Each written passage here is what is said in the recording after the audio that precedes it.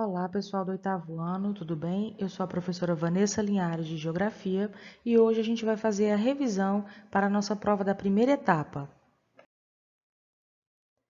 Iremos revisar os seguintes assuntos: regiões brasileiras, segundo o IBGE, domínios morfoclimáticos, demografia, migrações como o êxodo rural, migração temporária, migração de retorno, migração pendular, os setores de produção, o que é a PEA, que é a população economicamente ativa, as drogas do sertão, a região Nordeste e a região Sul.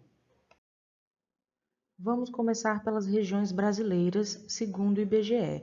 O Instituto Brasileiro de Geografia e Estatística, que é um órgão do governo federal, com base em uma combinação de aspectos de ordem natural e humana, principalmente econômica, dividiu o território brasileiro em 5 grandes regiões, também chamadas de macro-regiões.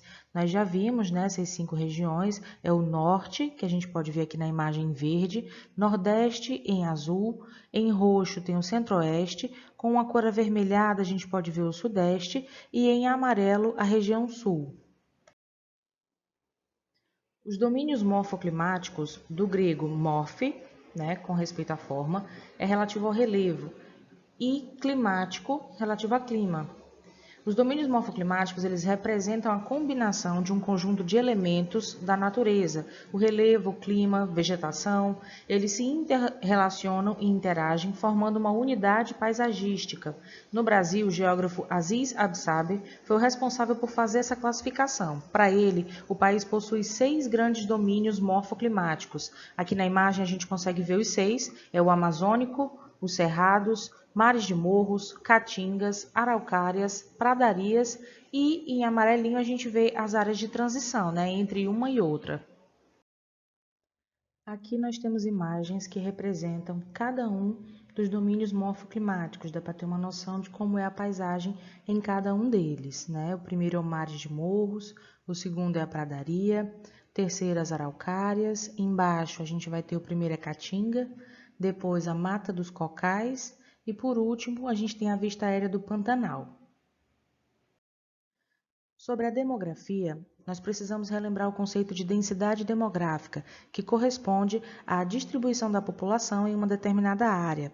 Também chamado de densidade populacional ou população relativa, esse índice demográfico representa, portanto, uma média entre a área de um determinado lugar e o total de habitantes que nela se encontram. Aí aqui na imagem a gente consegue ver uma representação desse cálculo, né, que é a densidade demográfica é igual ao total de habitantes sobre a área. Um exemplo prático, um determinado lugar com 1 milhão de habitantes e 300 mil quilômetros quadrados. Quando a gente faz o cálculo, vai dar em torno de 3,33 habitantes por quilômetro quadrado. Significa dizer que tem em torno de 3 habitantes por quilômetro quadrado. Como é que a gente consegue saber quantos habitantes tem uma determinada área? O levantamento de dados que realiza a contagem da população de um país, estado ou município é chamado de recenseamento ou censo. É por meio dele que conhecemos também outras características da população, como a composição por idade, gênero, nível de instrução e etc. Os governos utilizam os dados do censo para o planejamento de políticas públicas. No caso, a gente tem um censo programado para o ano, tinha um censo de 2020 que foi adiado para 2021 e, por enquanto, por conta da pandemia, ainda não está certa a data que vai acontecer. O último censo que aconteceu no Brasil foi no ano de 2010, então as estatísticas elas vêm em cima desse censo e algumas outras pesquisas que foram feitas ao longo dos anos, mas o censo mesmo ele está programado para acontecer no ano de 2021. Nessa imagem, baseado nas informações do censo de 2010, a gente consegue perceber a distribuição populacional no nosso país e dá para ver que a parte que tem uma densidade demográfica maior é na parte do litoral. A gente vê aqui, segundo a legenda, que essas partes mais escuras é onde a gente vai ter mais habitantes por quilômetro quadrado. Vamos revisar um pouco agora sobre as migrações. Migração é o deslocamento de indivíduos de uma região para outra ou de um país para outro, envolvendo mudança permanente de residência.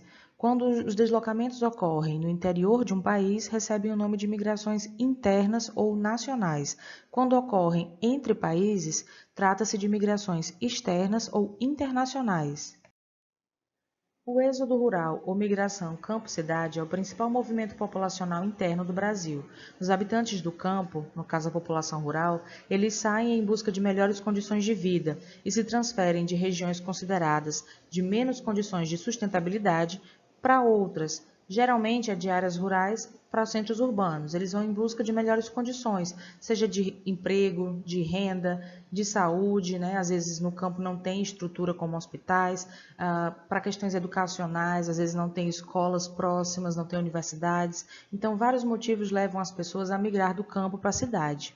O ritmo acelerado da industrialização brasileira, somado aos problemas do campo, como por exemplo os baixos salários, o difícil acesso à propriedade da terra pelos trabalhadores rurais, isso também foi uma grande mola propulsora para o êxodo rural, né? Foi um grande incentivador do êxodo rural. Aqui na imagem a gente consegue ver uma família saindo do campo para a cidade. Ao fundo a gente vê um trator, um caminhão. Isso leva a crer que essa família está saindo do campo e o motivo está relacionado com a mecanização do campo, né? O maquinário substituindo a mão de obra e aí o trabalhador rural precisa procurar outros meios de sobreviver, outras formas de subsistência. A migração de retorno é o deslocamento de pessoas para a sua região de origem após ter migrado. É o que ocorreu na região Nordeste a partir dos anos de 1980, com a melhora da economia local. Os programas de transferência de renda, por exemplo, como Bolsa Família, eles ajudaram muito nesse sentido. Na região metropolitana de São Paulo, 60% dos que deixaram a região entre os anos de 2000 e 2010 eram migrantes de retorno. Houve um movimento populacional muito grande, o pessoal saindo do Nordeste e indo para São Paulo, buscando melhores condições de vida, e aí isso acabou gerando um inchaço populacional em São Paulo. Mas depois de um certo tempo, houve uma redução. Muita gente deixou São Paulo para voltar para o seu local de origem. Já as migrações temporárias, elas se caracterizam pelo deslocamento de indivíduos para localidades onde há trabalho durante um tempo determinado e que retornam para o seu local de origem depois de concluírem a tarefa. É o que ocorre com aqueles que se deslocam da região Nordeste para trabalhar em colheitas do Sudeste. É diferente daquela que a gente viu agora há pouco, porque aqui a pessoa ela não sai pretendendo ficar. Ela já sai por um tempo determinado e quando o trabalho acabar, ela vai retornar. Por isso que a migração é temporária. A migração pendular é uma outra forma de deslocamento temporário. É um deslocamento populacional diário de ida e volta, semelhante ao movimento de um pêndulo de um relógio. É o caso de milhares de habitantes de cidades vizinhas que se deslocam diariamente para os grandes centros urbanos, onde estão localizados os seus empregos e locais de estudo. A gente vê muito isso com a região metropolitana de Fortaleza. Muitas cidades que estão ao redor da capital têm fluxo de pessoas, ou pessoas que são da região metropolitana e trabalham e estudam na capital, ou mesmo o contrário, quem mora em Fortaleza e precisa estar se deslocando para cidades vizinhas para poder trabalhar.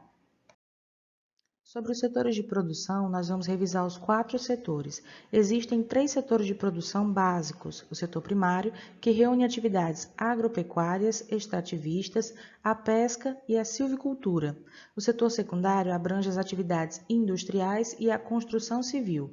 O setor terciário agrupa as atividades de comércio e de prestação de serviços, como o sistema bancário, a administração pública, as atividades de saúde, educação, saneamento básico, transportes, telefonia. Qualquer serviço prestado vai estar dentro do setor terciário. Em razão dos avanços científicos e tecnológicos, entretanto, muitos estudiosos apontam a existência do quarto setor, que seria o setor quaternário, que compreende as atividades humanas relacionadas à busca de novas tecnologias e conhecimentos, tecnologia da informação e comunicação, das quais a informática, a cibernética e a robótica e outras fazem parte. O conhecimento, ao tornar-se valiosa mercadoria comercializada no mundo e por exigir mão de obra altamente qualificada, transformou-se em um setor de produção da economia, que seria o quarto setor. Aí aqui nós temos 4 imagens. Na que tem a letra A, a gente vê uma plantação representando o setor primário. Na que tem a letra B, a gente vê uma montadora de automóveis representando o setor secundário. Na que tem a letra C, a gente vê uma sala de aula representando o setor de serviços, já que o professor está prestando um serviço educacional. E na quarta imagem, que tem a letra D, a gente vê uma imagem de um laboratório, alguém trabalhando provavelmente com a parte de biotecnologia, né? A questão dos avanços tecnológicos. Vamos rever também o conceito de população economicamente ativa, que é a PEA. Segundo o IBGE, a população economicamente ativa é o conjunto de indivíduos que trabalham ou estão em busca de emprego e compõem o potencial de mão de obra com que podem contar os setores produtivos. Conhecer o número de pessoas que trabalham em cada setor ou a participação de cada setor na PEA é importante para fornecer dados para a avaliação da economia de um país e para o planejamento socioeconômico. Aqui na imagem a gente consegue ver, né, são dados sobre a distribuição da PEA por setores de produção do período de 1940 a 2015. A gente vê representado aqui, distribuído ao longo dos anos, o setor primário, secundário e terciário. Dá para ver, através das cores, que o amarelo, que é o terciário, foi o que mais cresceu e representa a maior parte, maior percentual, né, da PEA está nesse setor. Sobre as drogas do sertão, a gente citou sobre isso quando viu um pouco sobre a região norte. Aqui na imagem a gente tem a castanha do Pará, que é uma das drogas do sertão buscada por colonizadores europeus na Amazônia. Mas o que são as drogas do sertão? Drogas do sertão é um termo que se refere a determinadas especiarias extraídas do sertão brasileiro, na época das entradas e das bandeiras. O sertão brasileiro era, segundo uma pesquisa do Museu Paraense, Emílio Goeldi, o modo como era conhecida a floresta no Brasil. Então, não é necessariamente o sertão do Nordeste. Naquela época, o sertão representava a floresta no Brasil. As drogas eram produtos nativos do Brasil que não existiam na Europa e, por isso, atraíam o interesse dos europeus que as consideravam como novas especiarias. Por exemplo, as ervas aromáticas, plantas medicinais, o cacau, a castanha do Pará e guaraná. Para finalizar, nós estudamos as 5 regiões, mas aqui nós vamos revisar apenas a região Nordeste e a região Sul.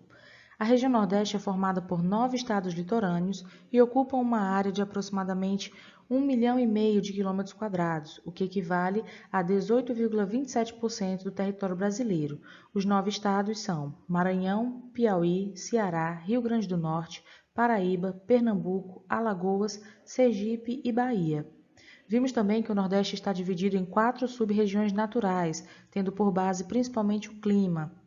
As 4 sub-regiões são o meio norte, que a gente pode ver em verde, o sertão em amarelo, o agreste em laranja e a zona da mata está em vermelho.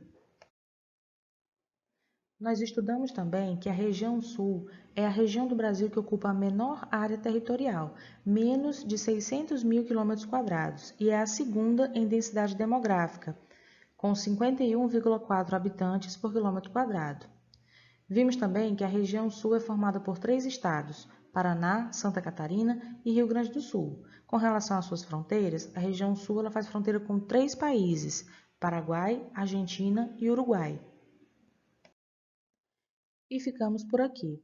Espero que vocês tenham gostado da nossa revisão, que tenham relembrado bem os assuntos, estudem para a prova, leiam o texto que vem junto com a atividade, isso vai ajudar bastante vocês a fazerem uma boa prova. Até a próxima!